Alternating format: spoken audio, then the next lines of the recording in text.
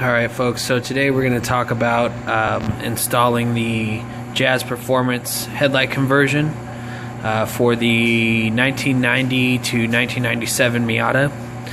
We have two headlight bulbs, two headlight brackets, four of the covers that go on the outsides of the headlights, two shorts and two longs. I believe these go on the outside. We'll get into that a little later. These are the two new brackets that come with the headlight conversion kit to change the actual travel and height of the headlights. We have four nylon lock nuts, four standard machine nuts. We've got 8 sheet metal screws, 8 washers, 4 standard hex bolts.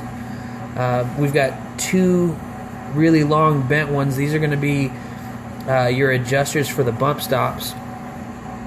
We've got 4 machine bolts. We've got 6 springs that are going to adjust and support the headlight, and then we've got 2 grommets for those same bolts. So we'll start there and check back in a minute. Okay, so now I've already started, unfortunately, but as you can see, you have to have the headlights up. The covers have to come off. They're held on by these little, let me see if it'll focus. Well, anywho, they're held on by these little 8 millimeter screws. So we're gonna take those out. It's 4 of them, and that'll expose the rest of the headlight unit here.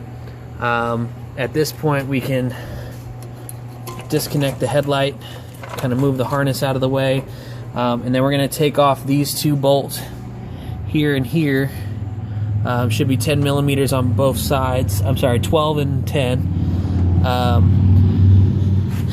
And we're going to remove this entire bracket system.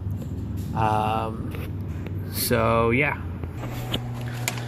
Alright, so the next step in line here is, if you can see, there it is. If you can see the arm here, we're going to take this 14 millimeter bolt off on both sides. It also asks that the rubber flaps that go here come off. We don't have them anymore, so I'm just not going to take them off, clearly, because I don't have them.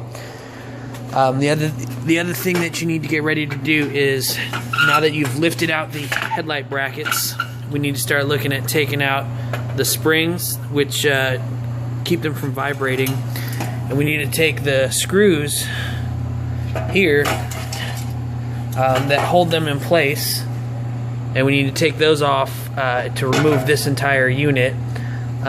Make sure you save the screws and the plastic nuts that clip into here. You will be using them later.